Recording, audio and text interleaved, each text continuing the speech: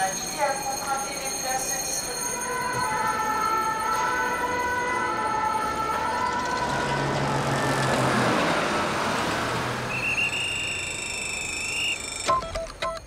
Passer un an à la gare du Nord, ça commence par donner le tournis. Du printemps à l'hiver, 700 000 trains et 200 millions de voyageurs y défilent, près de 3 fois la population française. Aujourd'hui, la plus grande gare d'Europe est une ville dans la ville, où 1001 petites mains mettent tout en œuvre pour que le voyage se déroule comme prévu. Un lieu de transit, mais aussi de vie, qui appartient autant aux passagers qu'aux cheminots. Au fil des saisons, nous allons nous embarquer dans cette machine à grande vitesse avec Patrice, le marathonien d'Amiens. Oh bah c'est bon, puis en plus on est arrivé juste à l'heure, c'est nickel. Nous y voilà. Ça y est. Depuis 15 ans, il vient chaque jour de Picardie pour travailler. Nous allons remonter le temps avec Clive, l'historien qui rêvait d'être cheminot. Mais aussi vivre l'instant présent avec Pauline, la jeune chef d'escale, qui gère le trafic quotidien. Faut pas laisser traîner vos affaires là. Vous mettez une étiquette avec votre nom, s'il vous plaît. Tout de suite. D'accord? Nous allons suivre le feuilleton amoureux d'Anne-Claire et Olivier, entre Londres et Paris. Au rythme de leur séparation et de leur retrouvailles. Mais aussi une série policière à rebondissement entre chasse au pickpocket et traque des taggers. Nous allons croiser 2 destins de cheminots. Du premier train de Julien, apprenti conducteur, au dernier voyage de celui qui l'a formé, Patrick, qui prend sa retraite à la fin de l'année. Des retards du printemps aux grèves de l'automne, des vacances d'été à Noël, le trafic ne s'arrête jamais à la gare du Nord. Embarquement immédiat pour un voyage ferroviaire en 4 saisons.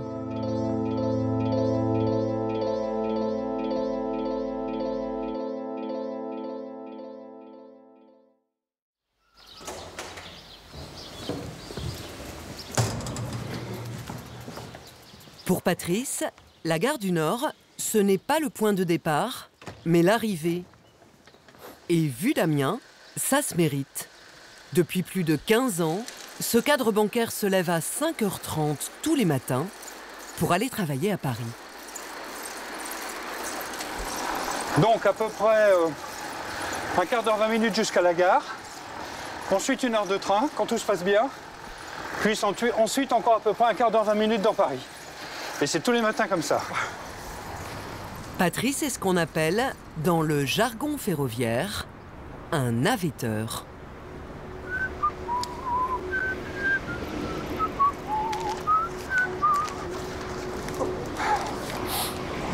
Et voilà, c'est parti. De toute la Picardie, 6000 personnes vont chaque jour travailler à Paris.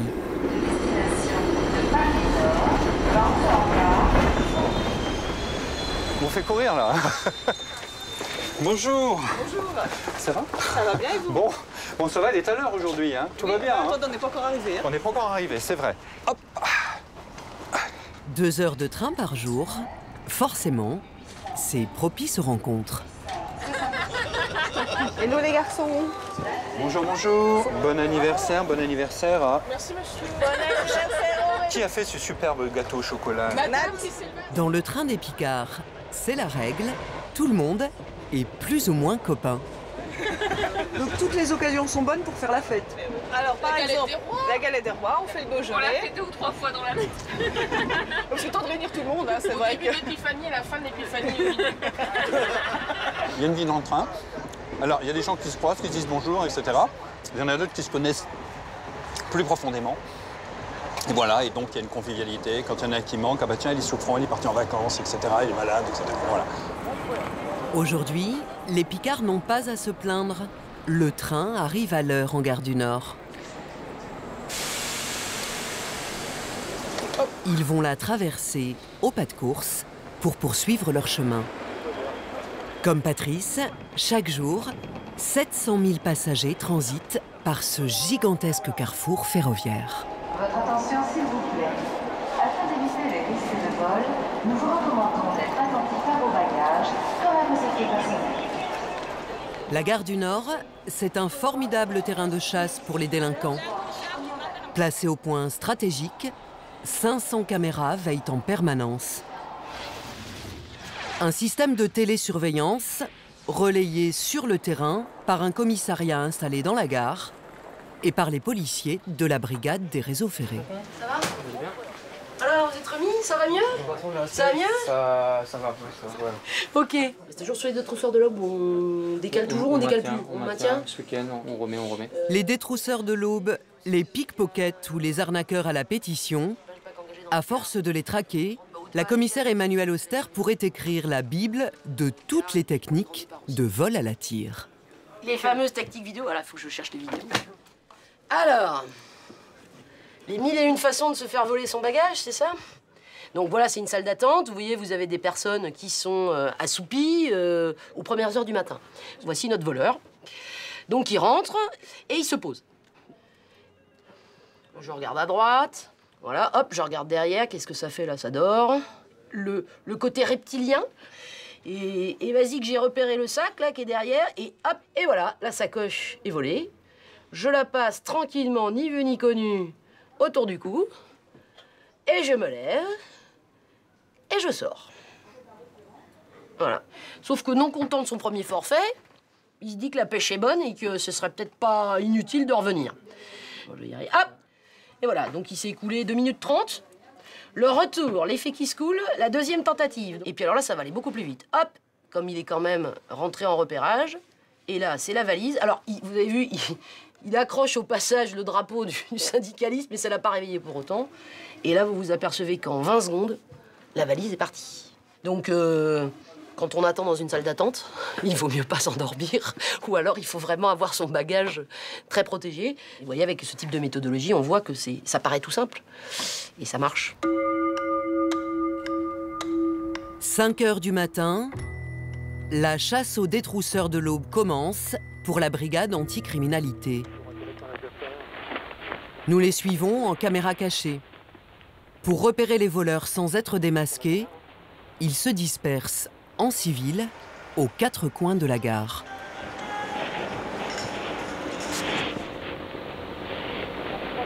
C'est super compliqué parce qu'eux peuvent se permettre d'être mobiles.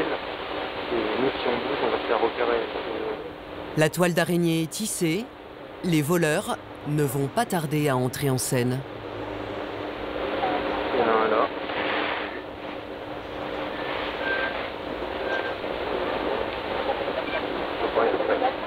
Ouais, Fabrice, t'as les écouteurs blancs là, qui est au niveau de l'Eurostar, qui est tout en haut en fait, qui chauffe toutes les grandes lignes. Les 2 compères, en t-shirt rouge et bleu, n'ont apparemment pas remarqué qu'ils étaient observés.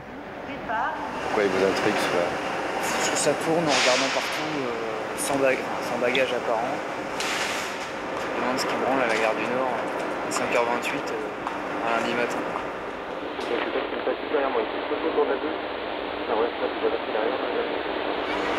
Ah, ils sont partis derrière, ouais. D'accord. Okay. Les policiers les prennent en filature. Il arrive que les pickpockets suivent les voyageurs lorsqu'ils descendent du train pour les détrousser au moment propice. Ouais, Fabrice, t'as les écouteurs blancs là. Au niveau du quai du RERB, direction sud. À cette heure-là, les quais sont bondés et le manège des 2 individus confirme les soupçons des policiers.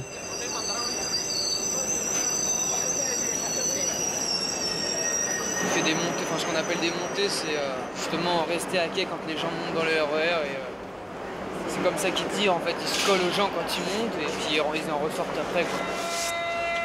Après des heures de filature, c'est à la station Châtelet-Léal que la patience des policiers finit par payer. Ouais, Fab. Non, mais là je les vois bien là. Bon, putain, faut qu'ils y aillent là. Attends, ça y va? Le vol vient de se produire au portique de sortie. Sur cette caméra de surveillance, le pickpocket marche à côté de la jeune femme à qui il vient de dérober son téléphone. Les policiers le maîtrisent en un clin d'œil. Tranquillement, je suis pas un criminel, j'ai rien fait, je parle tranquillement, j'ai rien fait. C'est pas compliqué. Ah ouais, je vais m'inventer moi, je vais pas te terroriser, c'est bon, j'ai rien fait. Juste après l'interpellation, les policiers s'occupent de la victime. Sa déposition est indispensable pour prouver le vol. Garde du Nord, on prend le RER, on va au commissariat. Ça va pas être très long. Ça marche? On est parti? Vous vous êtes rendu compte de ce qui se passait là? Pas du tout. Pas du tout.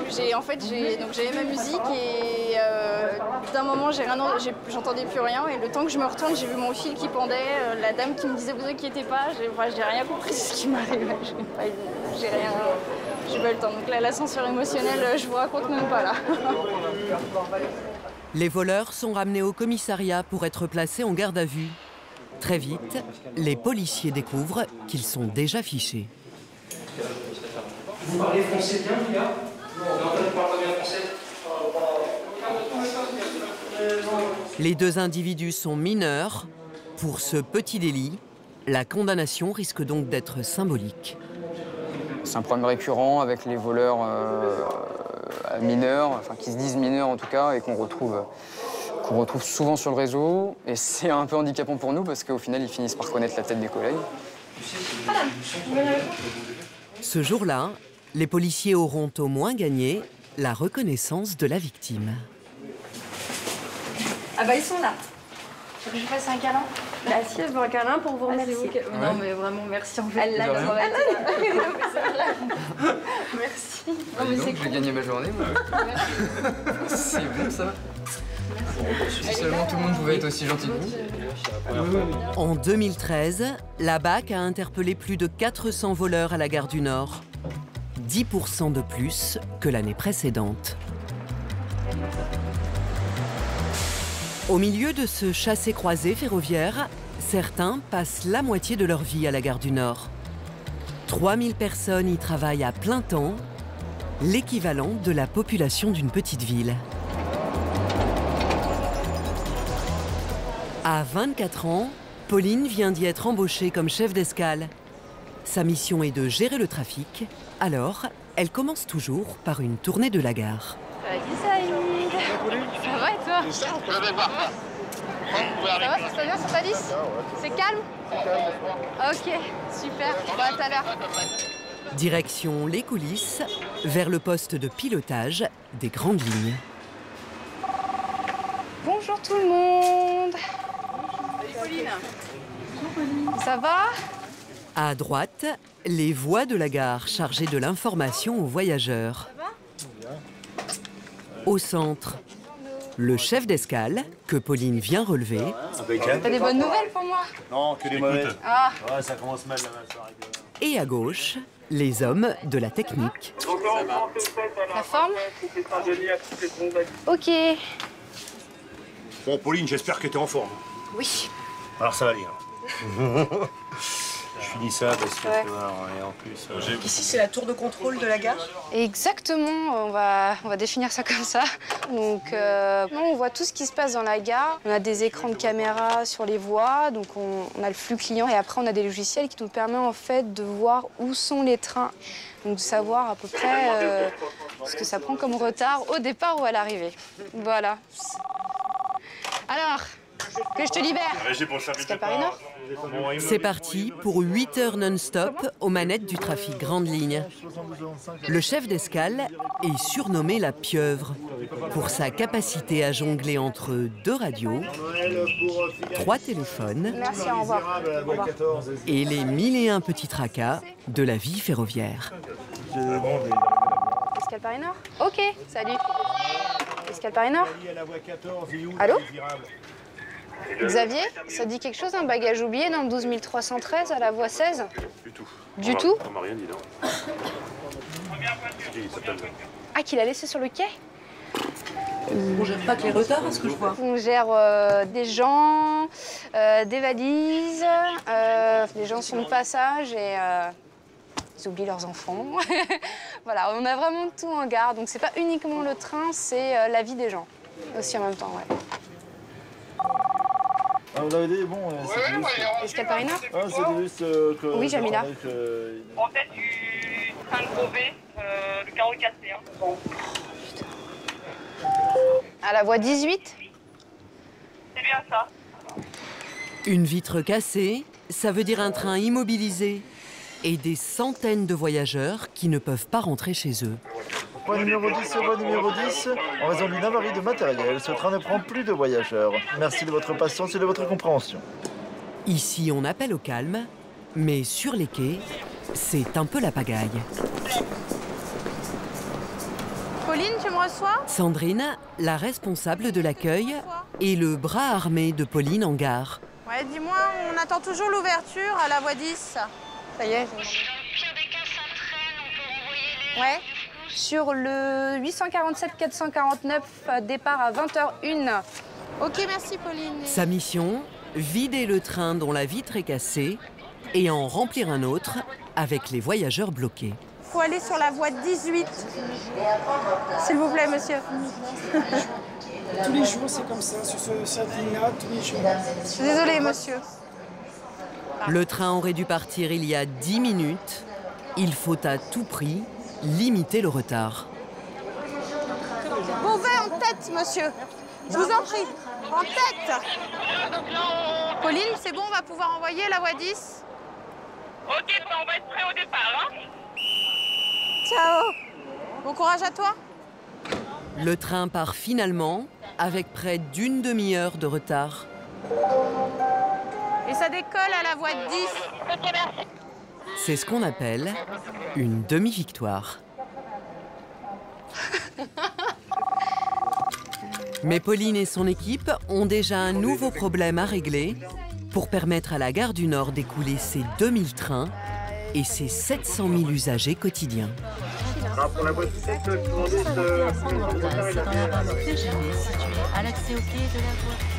Dans cette machine lancée à grande vitesse, nous avons cependant rencontré un voyageur immobile. Clive Laming est historien et passionné des chemins de fer. Son truc, c'est de voyager dans le temps, direction le 19e siècle. J'ai une très vieille gravure qui est aquarellée, qui date de 1846, qui est la première gare.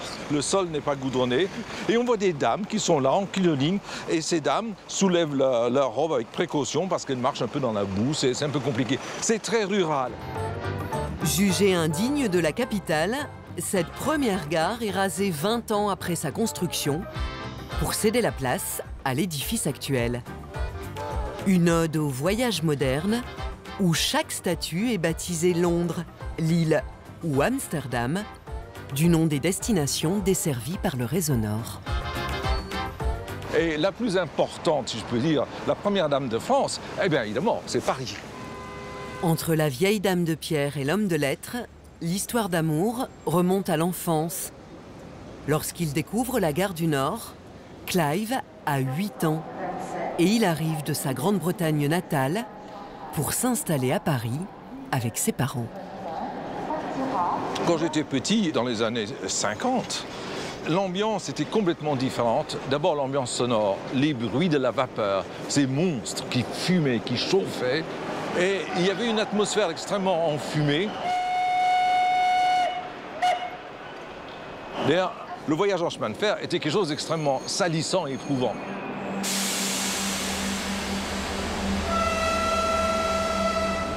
À l'époque, pour venir de Londres en bateau puis en train, il fallait près de 12 heures. Il en faut moins de 2 aujourd'hui. À tel point qu'on peut facilement partager sa vie entre 2 pays. À 24 ans, Olivier a 2 amours, Londres et Paris. Toutes les 2 semaines, il s'embarque donc pour la Grande-Bretagne. Ça sert à quoi tout ça? Des bonbons qu'on ne trouve pas en Angleterre, tout simplement. C'est pour Anne-Claire, ma fiancée, que je retrouve là-bas et qui est particulièrement friande de ce genre de choses. Donc voilà, merci beaucoup. La gare du Nord est la seule en France à avoir un terminal international. C'est donc comme si on pénétrait en terre britannique avant même d'être monté dans le train.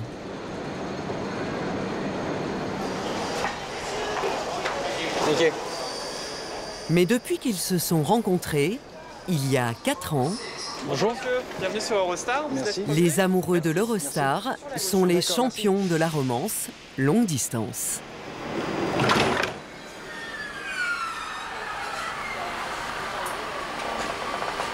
On s'était rencontrés à Montréal. Ensuite, moi, je suis parti plus tôt qu'elle. Je suis rentré à Paris.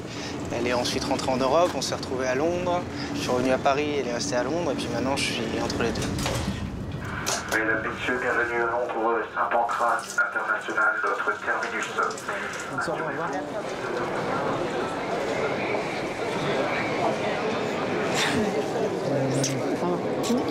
Ça va? Ouais, toi. T'as fait bon voyage? Ouais, nickel. Cela fait 2 semaines qu'Anne-Claire et Olivier ne se sont pas vus. Le prix d'une escapade londonienne va de 80 à 200 €, la seule limite à leur histoire d'amour. Alors Anne-Claire, il faut tarder? Ouais. Pourquoi? Bah on aimerait être ensemble tous les jours, mais malheureusement on est séparés, mais encore un an. Encore un an comme ça. Ou moins. Au moins. Leurs retrouvailles ne dureront qu'1 semaine avant de reprendre l'itinérance amoureuse d'une gare à l'autre, de Saint-Pancras à sa cousine française.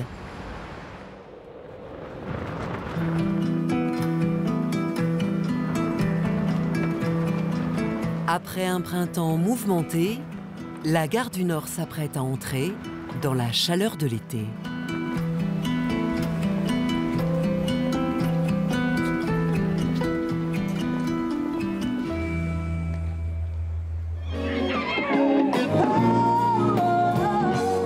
Ce soir, c'est la fête de la musique et un concert en plein air s'est improvisé sur le parvis.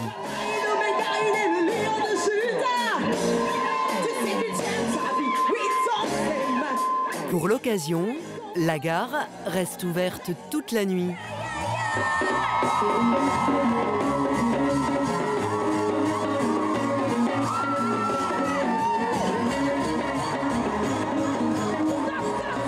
Mais à 2 pas de là, c'est à un autre genre de folklore que les policiers ont affaire. On met les filles ensemble? Il faut neutraliser en douceur tous les troubles faits. C'est bon? Ok. Et c'est Laurence Bonnefoy qui est aux commandes. En 13 ans de gare du Nord, Madame le Major a appris à connaître son territoire sur le bout des doigts. Et si on descendait par là, non? Toute la société est représentée dans cette gare. Du chef d'entreprise jusqu'à la personne qui va chercher du boulot, jusqu'aux jeunes qui se retrouvent parce que c'est un lieu de vie pour eux. Ouais, c'est un monde. Mais c'est quand même une gare où il faut rester vigilant. Voilà, parce que tout peut arriver. Elle sait de quoi elle parle. En quelques minutes, la situation bascule. Direction Bobigny au niveau de l'île de l'Est. Une vingtaine d'individus très virulents et deuxième rame à l'arrière, dernière voiture. Non, on y va.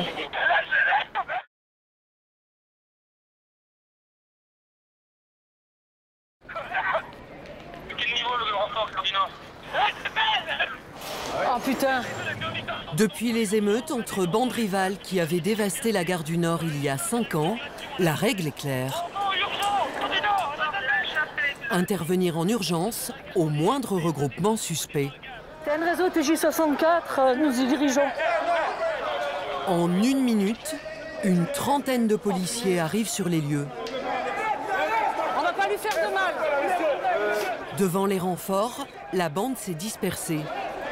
Mais l'un des fauteurs de troubles s'en prend à un policier. Il est rapidement maîtrisé, mais tout autour, les esprits commencent à s'échauffer. Oui, TN Réseau de TJ Nord, on est en train d'interpeller un individu. On a des gens qui se regroupent autour de nous, donc on va essayer de le remonter au poste Nord. On essaye de le remonter parce que sinon, hein, on remonte au poste. Faut le sortir de là. Allez. La tactique est rodée, Évacuer au plus vite les agitateurs. En 2007, c'était un simple contrôle de routine qui avait dégénéré et déclenché les affrontements entre bandes et policiers. Non, oui, oui. Dehors, non, le caméra. Là, vous pouvez pas filmer dedans. Ferme, on fera après. Déjà, on fige la situation et puis on l'évacue parce que si on ne l'évacue pas et qu'on laisse stagner, les gens vont se ramasser de plus en plus et puis ça risque de partir. Vous avez bien vu, la plupart sont avinés, hein, ils sont alcoolisés, donc ils ne maîtrisent plus ce qu'ils font et donc nous, on ne peut pas se permettre de laisser qu'il y ait une émeute ou quoi que ce soit dans cette gare, quoi, voilà. Pour cette fois-ci, l'incident est clos. Mais la nuit est loin d'être finie pour Laurence et ses hommes. Ils veilleront sur la gare jusqu'au lever du jour.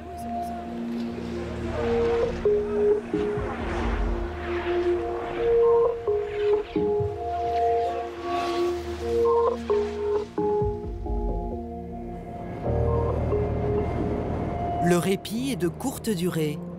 Ici, les enquêtes se succèdent au même rythme que les trains. Elle, c'est bien sûr la fliquette la plus célèbre de France. Pour sa dernière aventure, Julie Lescaut a choisi la gare du Nord comme décor. Et contrairement aux vrais policiers, ici, elle est loin de passer inaperçue. Les petits boudins, bonjour. Entre son armée de techniciens et son escorte d'habilleuses et de figurants, Véronique Geneste fait le show. Alors, moteur. Et son public apprécie. Ils sont toujours très gentils, veulent faire des photos. Je fais des photos, ils me disent bonjour, ils sont contents. Moi, les gens ne me dérangent jamais. J'adore parler à tout le monde.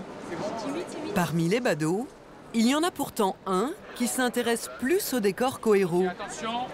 Pour Clive Lemming, à la fois historien et cinéphile, la gare est une formidable source d'inspiration romanesque.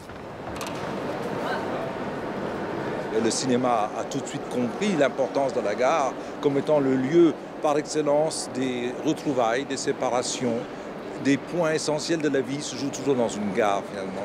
Et quand la réalité n'est pas à la hauteur de la fiction, Clive joue les consultants pour permettre au cinéaste de reconstituer un décor authentique. Le petit dernier à lui avoir demandé de l'aide s'appelle Martin Scorsese. Pour son film Hugo Cabret, Clive lui a envoyé près de 800 documents d'archives sur la gare du Nord. Dès la 3e seconde du film, on plonge à l'intérieur de la gare du Nord. J'ai reconnu toutes mes photos tout de suite. Ils m'ont d'ailleurs fait un tour, je trouve, merveilleux. Par exemple, cette fameuse horloge suspendue dans laquelle Hugo Cabret descend et il se cache à l'intérieur pour surveiller les mouvements de la gare, eh bien, cette horloge-là n'a jamais existé. Il n'y a jamais eu dans les gares d'horloge suspendue.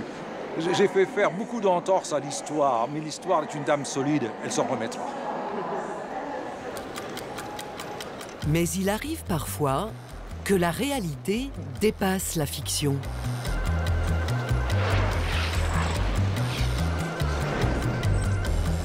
Ce soir-là, en pleine heure de pointe, un arbre tombe sur la voie et coupe la circulation en banlieue. Le décor est planté, avec dans le rôle des acteurs involontaires, cheminots en panique et voyageurs en colère. Le trafic est interrompu, on a un arbre qui est tombé sur la caténaire. Comment ? Pour l'instant, on n'a pas de délai.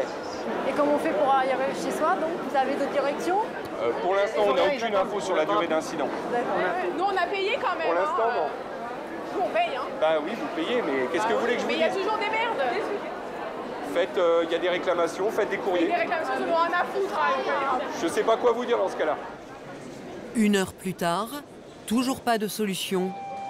C'est ce que la SNCF appelle un scénario de crise.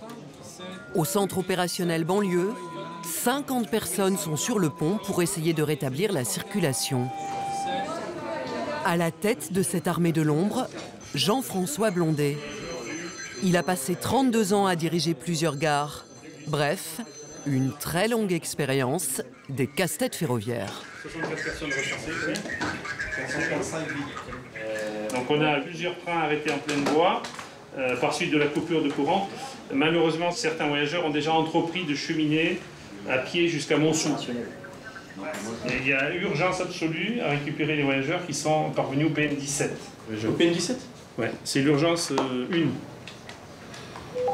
Et toi, est-ce que tu as pu voir le service régulier de bus? Alors, service régulier, on a vu avec Michel, les bus, il ne faut pas y compter, en avoir pour 400 personnes, c'est... Pas assez de bus pour tout le monde. Parce que là, vous m'avez déprimé. Il faudra 6 heures pour régler le problème. Est-ce qu'on pénalise les clients de la ligne H? C'est finalement à 12h30 que les derniers voyageurs arrivent enfin. Beaucoup souffert. Nous, on a beaucoup souffert. 6 heures de retard, vous imaginez? 6 heures, incroyable. Hein? On avait froid, on était dans le noir et les toilettes fermées. Il faut attendre, c'est tout. 6 heures pour rapatrier des voyageurs bloqués à seulement 25 km de Paris. Il n'y a pas que des happy end à la gare du Nord. Comment contrôler une situation délicate? C'est ce que Patrick va apprendre à Julien aujourd'hui.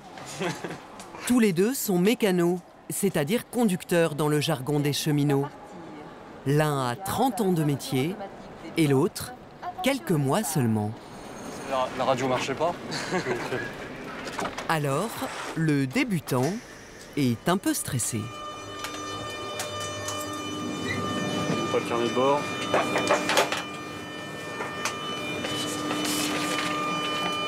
Après 2 disjonctions dessus.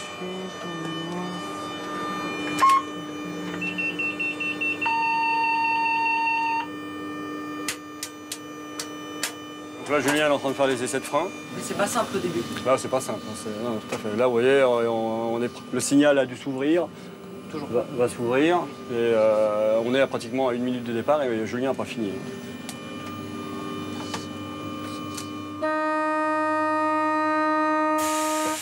Pour l'apprenti conducteur, c'est le début d'un marathon. En 1 heure, il doit relier la banlieue nord à la banlieue sud en traversant Paris. Et en moins d'1 an, il faut apprendre à maîtriser la technique, la signalisation et surtout à garder son calme en toutes circonstances. Là, je voudrais qu'on regarde un peu de temps, là, parce qu'on a un peu de temps de retard. On aura du mal à arriver à l'heure.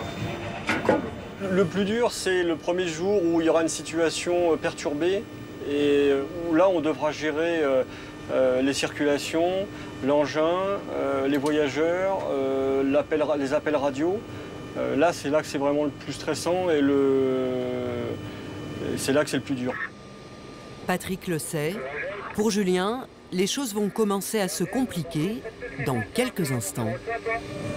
Donc là maintenant, on va arriver dans le tunnel dans très peu de temps, donc on passe du jour-nuit et c'est un peu déroutant.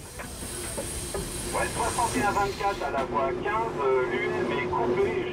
Il y a énormément de monde, là à la gare du Nord, vous allez pouvoir, le quai, ça va être plein. Donc là on a pratiquement 1 à 2 minutes à attendre que tout le monde soit rentré dans la rame. Problème, au redémarrage, l'une des portes ne se ferme pas. Impossible de repartir. Oui, c'était pour te dire que j'avais une porte qui ne se fermait pas, donc j'ai entendu qu'il y avait quelqu'un qui avait eu une porte bloquée juste avant. D'accord, donc on te reprend l'itinéraire, hein, merci. Merci, terminé. Le problème c'est qu'on ne saura pas quelle porte est ouverte parce qu'ils vont tous les ouvrir. Alors des fois ils mettent des canettes pour bloquer les portes. Pour l'instant on est coincé. Pour Julien, c'est un coup dur, impossible d'intervenir depuis sa cabine. Ce contretemps aggrave le retard qu'il a pris au départ. Le 128 792, c'était pour t'aviser qu'on avait réussi à refermer la porte et qu'on pouvait repartir à toi. D'accord, bien reçu. Donc la ligne B s'en va et on te fait passer juste derrière. Très bien, terminé. On avait 4 minutes à l'arrivée, ben on en a pris 11. 11 minutes de retard. Pour cette fois, Patrick ne sanctionnera pas Julien, qui n'était pas responsable du blocage des portes. Mais rien n'est gagné pour le jeune homme. En moyenne, moins d'1 apprenti conducteur sur 2 va au terme de cette formation en contrôle continu.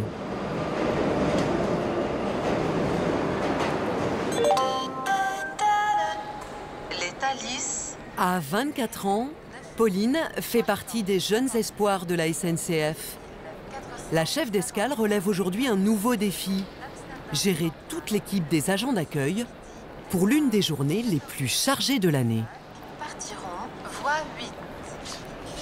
Bonjour. Puis on t'a donné les modifs, les infos pour TER ou pas? Ok. Bon bah tout à l'heure.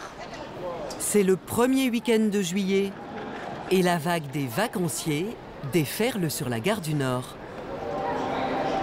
Des cyclistes en goguette, des scouts toujours prêts pour l'aventure ou des touristes venus visiter Paris.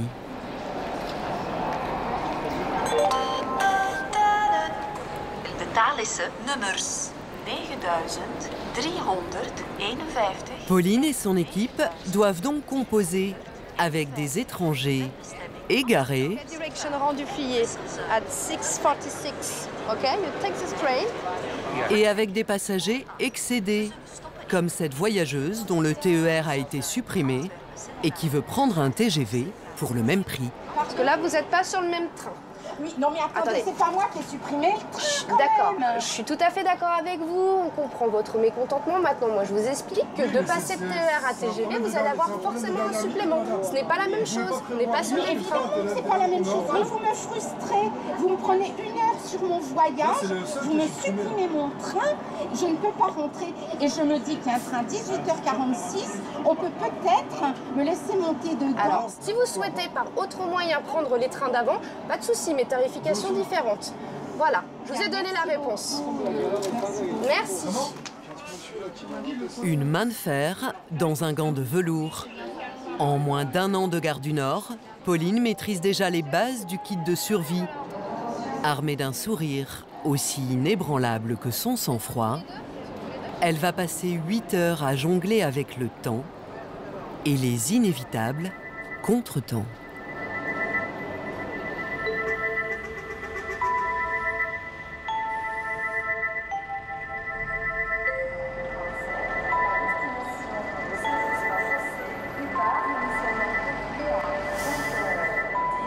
Pour les amoureux transmanche, l'arrivée de l'été rime avec les plus longues retrouvailles de l'année. 4 semaines sans se quitter. Ça va? Ouais. Cette fois, c'est Anne-Claire qui rejoint Olivier à Paris. Mais ils n'ont pas l'intention de s'y attarder. Dès demain, eux aussi partent en vacances en Corse. C'est surtout que je pense qu'un peu de soleil, ça va faire du bien. Là, le soleil, la plage. Paris et Londres, on n'est pas toujours très gâtés, donc... Retour à la gare du Nord dès l'automne. Mais pour l'instant, cap sur le sud.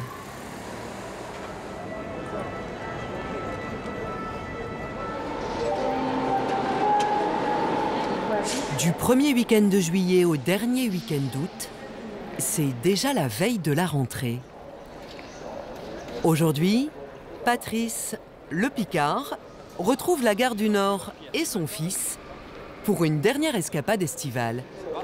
Ouais, c'est bien parce que t'es presque à l'heure. Enfin, tu es à l'heure, alors d'accord, alors t'es à l'heure. Donc on va prendre le 9h46 et on va à Lille. On va à la braderie, donc ça va être super. En plus, il va faire beau. En plus, il va faire beau. Ouais. La braderie de Lille, vue de la gare du Nord, c'est le week-end le plus chargé de l'année.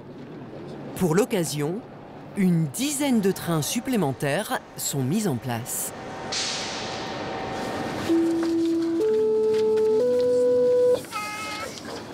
Mesdames et messieurs, notre train va partir. Prenez garde à la fermeture des portes.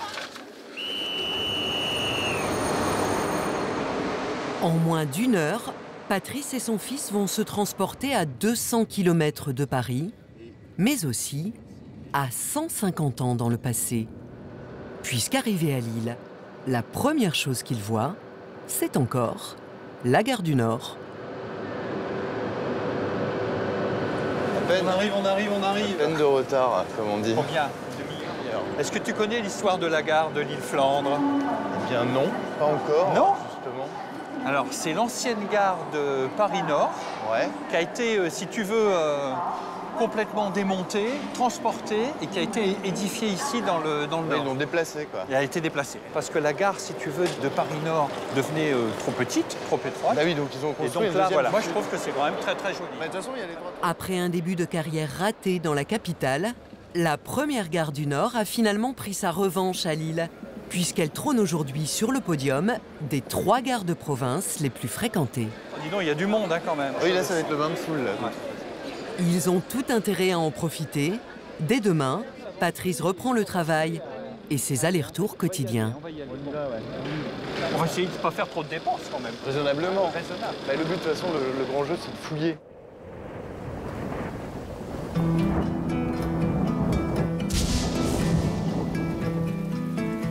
Le ciel annonce la couleur. L'automne, c'est bien la saison des aléas climatiques et pour les cheminots, celle des plus fortes perturbations ferroviaires.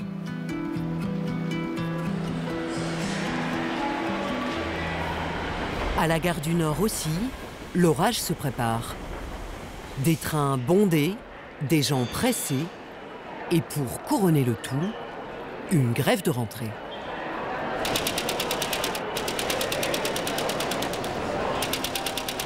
Un mouvement social perturbe l'ensemble de vos lignes sur la SNCF. Un RER sur 4 en moyenne, forcément, aux heures de pointe, ça coince.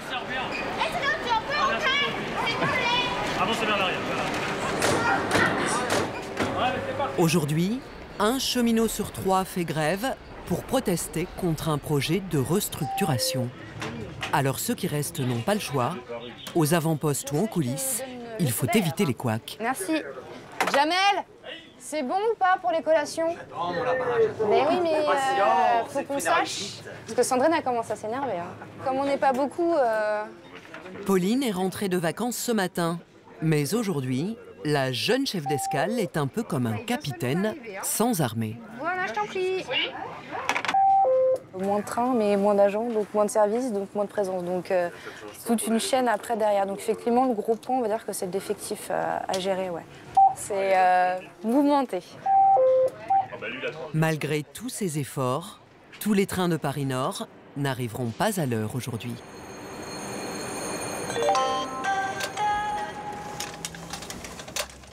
Tous, sauf un. Aux commandes de cette locomotive miniature, le seul cheminot, c'est Clive. Et même pour jouer, lui ne fait jamais la grève.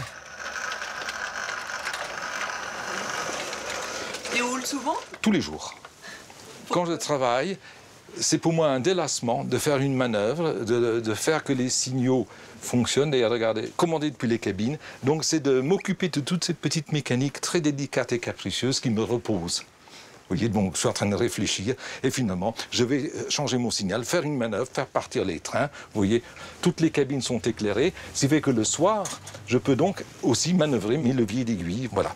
Je suis encore dans une gare le soir, la nuit, dans mes rêves, enfin voilà. Jouer au petit train, pour Clive, c'est donc une affaire très sérieuse. En 40 ans, l'historien a fini par transformer son appartement en musée personnel, dédié à la gloire des trains qui ont fait les grandes heures de la gare du Nord. De la dernière locomotive à vapeur, surnommée la Divine. Ceci est une maquette parfaite, vous voyez, et elle peut marcher réellement à la vapeur. À l'Autorail, qui réalisa un exploit en mettant Lille à 3 heures de Paris. C'est le TGV, si on peut dire, à l'époque des années 30, sur le réseau du Nord. En passant par le train le plus légendaire. Alors voilà, nous sommes ici devant un train JEP, c'est un train français de 1928, qui représente avec assez d'exactitude le fameux train La Flèche d'Or. Le Nord était le plus beau réseau au point de vue vitesse, prestige, propreté des trains, exactitude. C'était le réseau des Rothschild. En matière d'exactitude, aujourd'hui, la vénérable institution ferroviaire a un peu perdu de son lustre d'antan. Le TER Picardie va entrer en gare. Paris-Amiens, c'est la ligne noire de la gare du Nord, celle qui comptabilise le plus de retard. C'est dingue. Dingue, dingue, dingue. Et en la matière, aujourd'hui, Patrice et tous les passagers Picard vont même battre un record. Moi, je suis pressé, là. J'ai un rendez-vous, j'y tire, et il se passe quoi, là?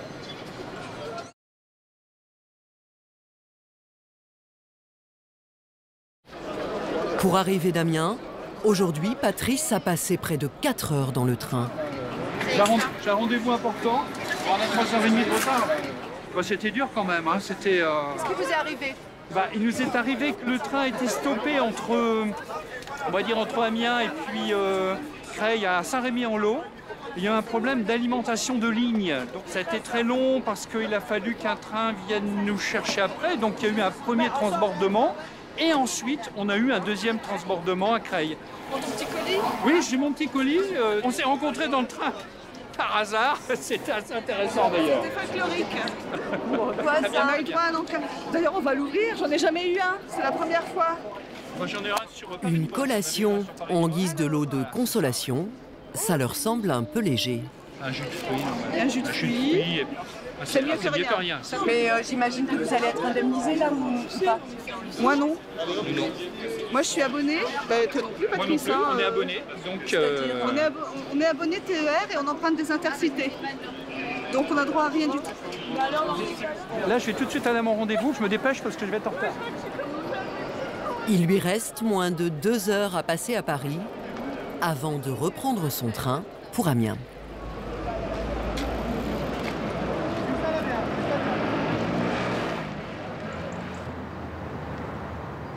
Ce matin, nous retrouvons Patrick au centre technique de Paris-Nord. C'est ici, dans l'arrière-boutique de la gare, que tous les trains sont entreposés et entretenus. Mais le conducteur ne vient pas pour inspecter sa locomotive. Il rend visite à Julien, le jeune apprenti dont il était le moniteur jusqu'à l'été dernier. Salut mon bon Julien. Salut. Tu vas bien? Ça va et toi? Ça va et toi? Au début de l'automne, Julien a échoué à l'avant-dernière étape de sa formation. Qu'est-ce que tu fais de beau? Là, je vais dégarer cette rame-là, je vais l'emmener... Aujourd'hui, au lieu de conduire les trains, il se contente de les garer. Et tous les jours, tu fais ça? C'est ça. C'est toi qu'on va engueuler quand on n'aura pas nos rames qui seront à l'heure. C'est ça. À la voie 17, attention à la fermeture des portes et au mouvement de la rame. Attention à la fermeture des portes et au mouvement de la rame. Pour le jeune homme, c'est un coup dur. Il est passé à 2 doigts du licenciement avant d'être reclassé sur ce poste. Quand on monte dans la rame d'un collègue, c'est vrai que ça fait un petit pincement au cœur dans le sens où on pourrait se dire ça aurait pu être moi. Mais après, on essaye de le prendre avec le sourire. De toute façon, on n'a pas vraiment le choix. Même s'il fait bonne figure, le jeune homme a bien failli tout lâcher après cet échec. C'est Patrick et ses collègues qui l'ont convaincu de ne pas abandonner son rêve. Moi, ce qui est bien, c'est que tu es resté quand même dans le monde de la conduite. C'est ça, ça me permet d'utiliser ce que j'ai appris. Donc, on va arriver à une période où la génération des gens qui sont nés entre 65 et 70 vont partir, donc il va y avoir, à mon avis, besoin de pas mal de monde quand même. En espérant que ça soit moi. Bon, y a pas de raison. Avant d'être autorisé à retenter sa chance à l'examen de conducteur, Julien devra faire ses preuves ici. Une halte forcée, mais peut-être aussi une chance d'apprendre toutes les ficelles du métier.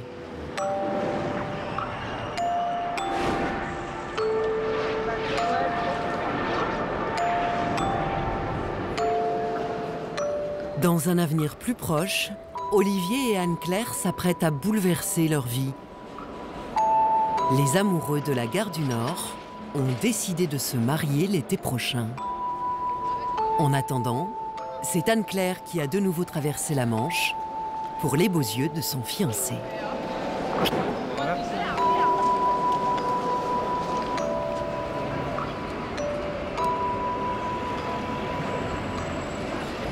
T'es déjà allé au terminus? Non. Jamais? Non. C'est plutôt pas mal. Le terminus Nord, c'est la brasserie mythique de la gare.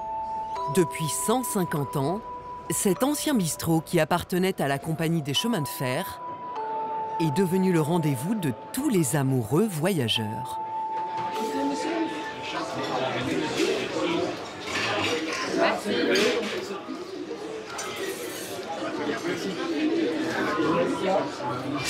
Vous voulez commencer par une coupe de champagne, pour l'occasion, je pense que... À tel point que les serveurs ont fini par devenir des experts dans l'art de bichonner les tourtereaux. C'est un lieu de rendez-vous pour les amoureux. Il y a certaines personnes qui se sont rencontrées ici, qui reviennent tous les ans pour fêter ce moment inoubliable. J'ai eu une fois un couple qui est venu en robe de mariée, mis en costume. Ils se sont assis là, en face de la gare du Nord. C'était assez touchant, je trouve. Cheers. Dans 6 mois, Anne-Claire et Olivier aussi se passeront la bague au doigt. Fini les rendez-vous trop courts et les retrouvailles trop rares en gare du Nord.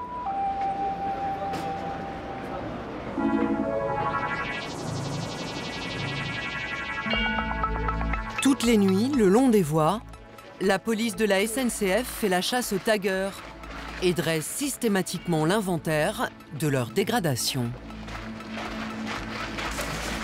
Ah bah là, ah bah voilà. On connaît ça. On a déjà vu. C'est pas vieux. Qui c'est qui a le... Donc là, on a repéré 2 nouvelles dégradations de signatures qu'on a déjà vues, juste en face de nous. Et ça, on sait que c'est récent. Je vais bien prendre le détail, je vais prendre un par un. Voilà.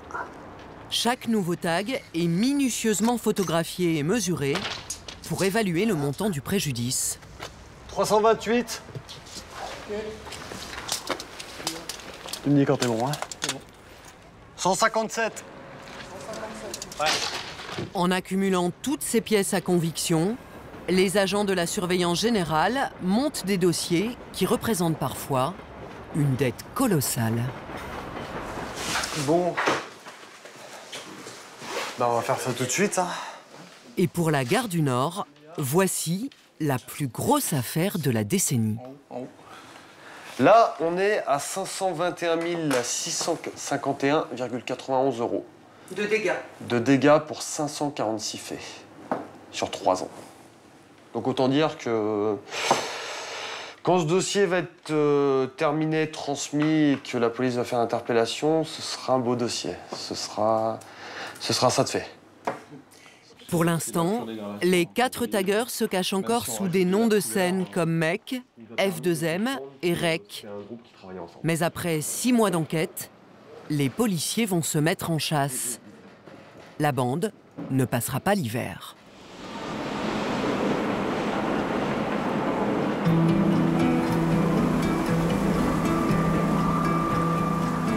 La saison froide survient, sans neige, ni tempête, mais juste avec quelques signes annonciateurs des fêtes de fin d'année. «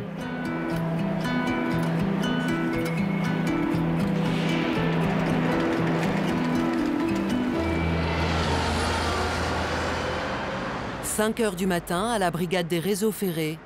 C'est le jour J pour l'interpellation des taggeurs de Paris-Nord. Messieurs, dames, bonjour à ceux que je n'ai pas vus.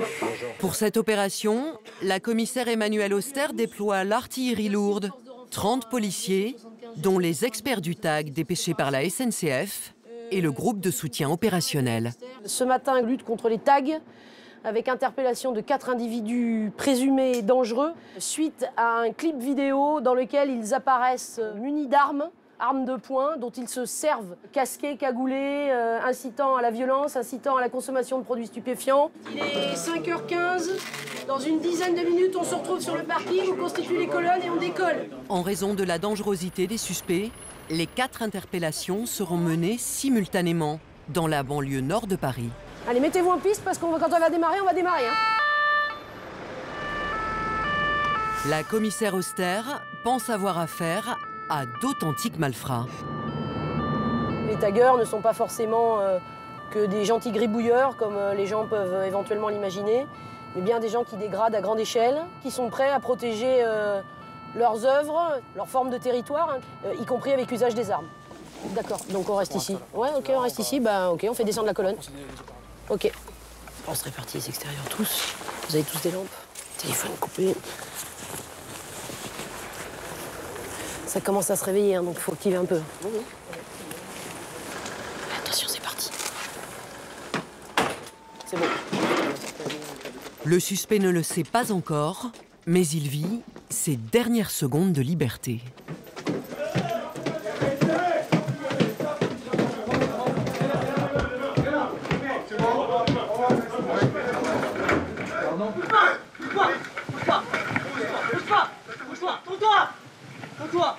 Tourne-toi. Allez, mets les mains sur la tête. Mets les mains sur la tête. Allez, les mains dans le dos maintenant. Les mains dans le dos. On se lève. Le tagueur présumé vit toujours chez ses parents et il n'a que 19 ans. Les gars, il y a des filles qui Allez, faites la notification de placement en garde à vue. Si ça se passe bien, on sera gentil. Mais dans sa chambre, les policiers retrouvent des brise-glaces utilisées pour graver les vitres des trains. Tout ça, c'est dans le tiroir. Ouais. Un pétard fusée géant. Quelque chose où est-ce qu'il est traduit. Ça, c'est ce qu'on prendra pas sur le coin de la figure au 14 juillet, c'est des mortiers. Et une collection d'armes lourdes. Et pour couronner le tout, un 6,35. Je peux lui dire au revoir. Encore une trouvaille? Oui, voilà. Quand je parle de mélange des genres, je pense que ça se passe de commentaires. C'est quoi? Ça, c'est un fusil à pompe. En matière de tag, c'est dans la voiture du suspect que les policiers vont découvrir une mine. C'est quoi tout ça? Ça, c'est des bombes de peinture, donc pour un tagueur, c'est un outil essentiel. Voilà, mais comme il ne tague pas, c'est bien ce qu'il nous dit. Vraiment, honnêtement, ça fait grave longtemps que j'ai pas gravé. Honnêtement, ça fait longtemps que j'ai pas entendu ce mot-là. Non, c'est un bon. Non, mais il n'y a pas si longtemps que ça, là, je me suis dit, j'allais faire un petit fresque. 4 perquisitions et la bande des taggeurs de la gare du Nord est enfin démantelée. C'est un retour d'opération avec 4 interpellés, perquisitions positives, aucun incident reçu. Les suspects seront placés en garde à vue avant d'être confrontés aux pièces à conviction. S'ils sont condamnés, ils devront rembourser plus d'1 demi-million d'euros à la SNCF. Et ils risquent jusqu'à 7 ans de prison. Ils ne reverront sans doute pas de sitôt la gare du Nord et ses trains.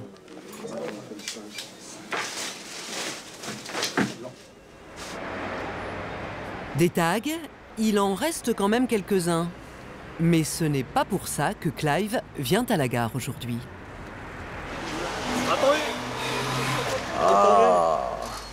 Mais il faut une clé de berne, normalement. Non, c'est la passe maintenant. C'est moderne. Fini la mécanique, bonjour l'informatique, bonjour Clive. Bonjour. Petit rendez-vous entre amoureux des chemins de fer pour une visite guidée de ce qu'on pourrait appeler l'arrière-boutique de Paris-Nord. T'es déjà venu au dépôt Chapelle de toute façon? Je suis venu il y a même très longtemps. Émouvant d'entrer là. Pendant 150 ans, c'est dans ces entrepôts que tous les trains du Nord ont été entretenus et réparés. Ce qui m'impressionne, c'est le silence.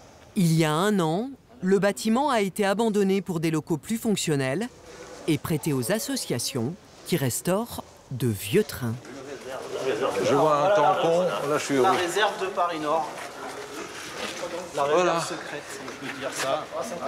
Une petite collection de matériel de plusieurs associations qui sont regroupées ici. Donc là, tu as la Z6180. Oui, d'accord, c'était. Plus connu sous le nom de Petit Gris, c'est le dernier train à avoir pris sa retraite en gare du Nord. Et c'est aussi l'un des plus mal aimés. Dans les années 1960, quand c'est sorti, elles ont symbolisé, malgré elles, ce que j'appellerais le drame de la vie en banlieue. Ce matériel-là, à l'époque, a été absolument détesté. Il a symbolisé ce qu'on appelait le métro boulot dodo, bien que ce ne soit pas du métro, mais pour les gens, c'est quelque chose comme du métro. Le Sky Colo cuisse en été, on se gèle les fesses en hiver. Voilà, donc on peut s'avancer dans la première voiture, si vous voulez. On va aller dans la première voiture, oui, d'accord. Dans la première classe. Aujourd'hui restauré, le vieux train de banlieue va permettre à Clive de réaliser un rêve. C'est tellement touchant. Je peux mettre le contact, même si... S'installer aux manettes de la machine. On peut quand même mettre de la lumière derrière. Hop, voilà, et la lumière fut. D'accord, et la lumière fut. Je suis comme un enfant qui revit son enfance, parce que le magasin de jouets, on m'y a rarement emmené. Mais c'est vrai qu'un jouet comme celui-là, grandeur nature, me fait rêver. C'est comme on dit du lourd, mais c'est indestructible, c'est magnifique. Avant de devenir un brillant universitaire, Clive aurait aimé se glisser dans la peau d'un cheminot. Pour ses 76 ans, le petit gris lui offre enfin cette chance. Pour Anne-Claire et Olivier, le joli roman de gare va bientôt se terminer. Avant d'embarquer une nouvelle fois pour Londres, à l'occasion de la Saint-Valentin, les amoureux se font un beau cadeau. Ouais. Et notre petite boîte. Joli. Tu veux l'essayer? Moi, la mienne me va. La tienne te va? Ouais. Je vais voir. C'est bon, tu t'es pas trompé de doigt, c'est bon signe. Ouais, joli. Tu l'enlèves plus. Le 21 juin, ils se glisseront définitivement la bague au doigt. Pour eux, fini l'amour à distance. Je vais passer un petit coup de fil avant de partir. Pour Patrick aussi, une page se tourne. Ce matin, le conducteur a rendez-vous avec un collègue au Train de Vie, un bistrot qui raconte un peu son destin. Après 30 ans de carrière, le mécano tire sa révérence. Bonjour, trop stressé? Bonjour, un peu quand même. Un peu, petite boule au ventre? Petite boule au ventre, ouais. C'est une émotion quand même. Hein. J'imagine, ouais. 30 ans qui se terminent. Une nouvelle vie qui commence. Oui, oui. Pour son départ à la retraite, aujourd'hui, Patrick fait ses adieux au monde du rail avec un dernier train de gala. Cela fait des semaines qu'il prépare l'événement. Déjà que je dors pas beaucoup, mais alors là, je crois que dormir encore un peu moins. Donc bon, vivement ce soir. Et c'est là où tout a commencé que le chapitre s'achève. Pour la dernière fois, Patrick traverse la gare du Nord dans la peau d'un cheminot.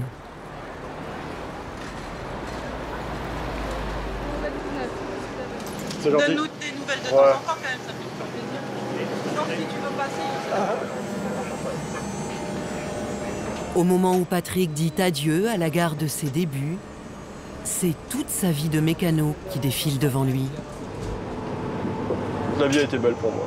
Si on m'avait dit, quand je suis sorti de l'école, au siècle dernier, que j'aurais fait ce métier-là, et ce qui s'est passé, non, j'aurais signé tout de suite. Je pense qu'il y a beaucoup de gens qui voudraient bien à ma place.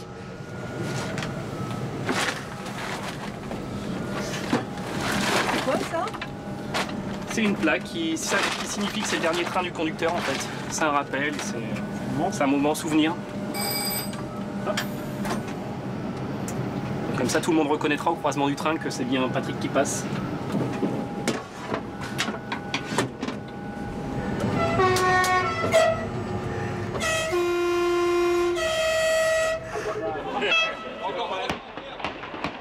Et c'est sous les pétards que Patrick entre dans sa dernière gare. Sa famille et ses amis les cheminots lui ont préparé une arrivée en fanfare.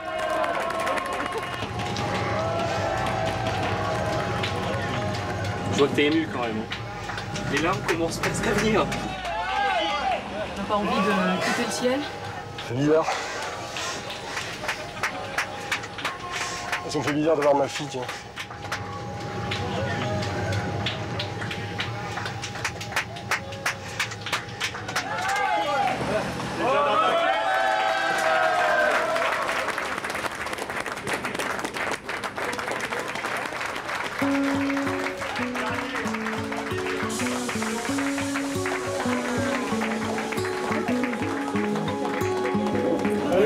Patrick et Pipi! Pour Patrick, comme pour nous, le voyage touche à sa fin. À la fois terminus et point de départ, la gare du Nord s'apprête de nouveau à entrer dans le printemps, un éternel recommencement.